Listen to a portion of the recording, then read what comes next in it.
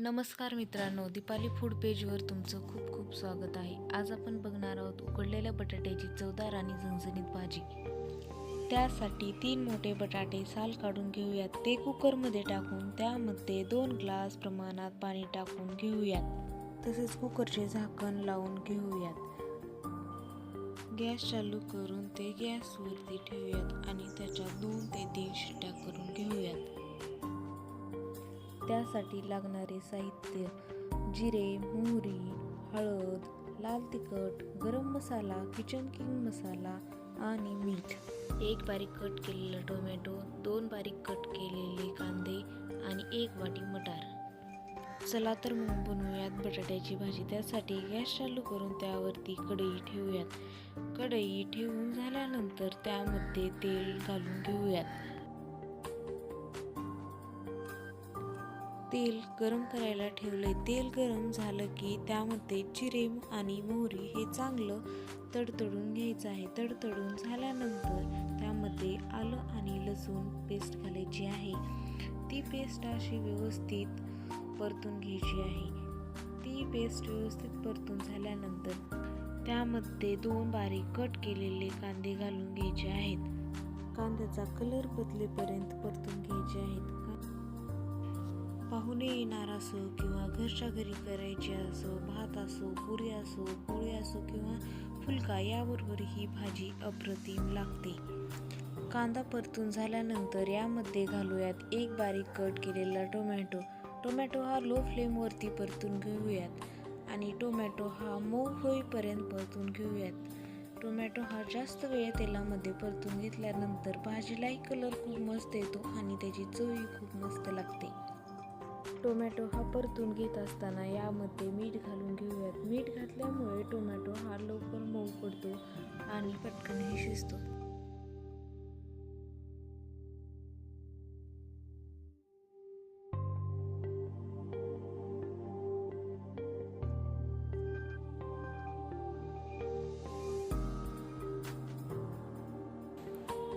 इथे आपला टोमॅटो शिजून मस्त एकजीव झाला आहे. इथे आपण आता अर्धी वाटी ताजा मटार घालून एकजीव करून घेऊयात. हा मटार लो फ्लेमवरती परतून घेऊयात. मटार हा मऊ होईपर्यंत परतून घ्यायचा आहे.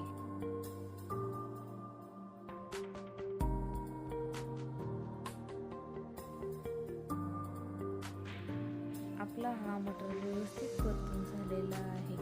यामध्ये आपण 1.5 चमचा लाल तिखट, 1 चमचा हळद, 1 चमचा किचन किंग मसाला, 1 चमचा गरम मसाला. हे मसाले आपल्याला 4 ते 5 मिनिटे लो फ्लेमवरती परतून घ्यायचे आहेत. बटाट्याची भाजी ही लहान मुलांना खूप आवडते. कमी तिखट घातले तरी पण ही भाजी मस्त लागते. बटाटा हा पोटासाठी हलका असतो, म्हणूनच हा लहान मुलं किंवा वयस्कर लोकांसाठी चांगला असतो.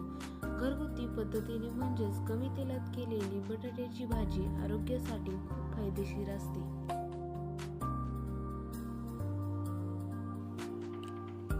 यामध्ये मॅश केलेले बटाटे घालून सर्व मिश्रण एकजीव करूयात. इथे आपण बटाटा चिरून न घालता मॅश करून घालायचा.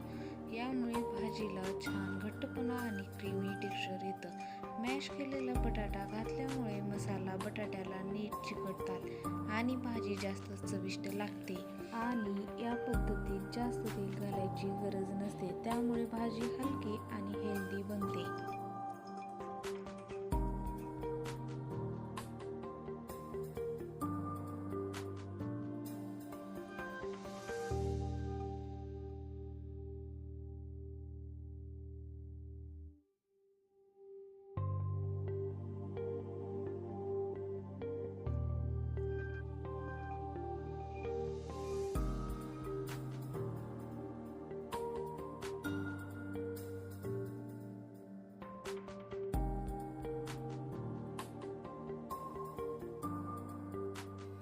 हे मिश्रण एकजीव करून झालेलं आहे. यामध्ये आपण 2 कप गरम पाणी घालणार आहोत.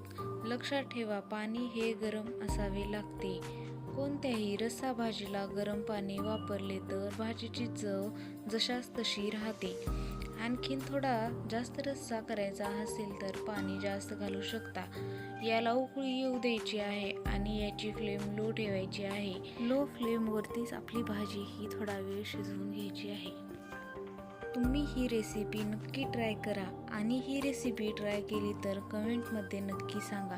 तुम्हाला हा व्हिडिओ आवडला असेल तर लाईक आणि तुमच्या फ्रेंड्ससोबत शेअर करायला विसरू नका. अशीच सोपी आणि हेल्दी रेसिपी पाहण्यासाठी आमच्या चॅनलला सबस्क्राईब करा. शेवटी यामध्ये आपण थोडी कोथिंबीर घालून घेऊयात. ही बघा आपली चवदार बटाट्याची भाजी खाण्यासाठी तयार आहे. तुम्ही हा व्हिडिओ शेवटपर्यंत बघितलात म्हणून धन्यवाद.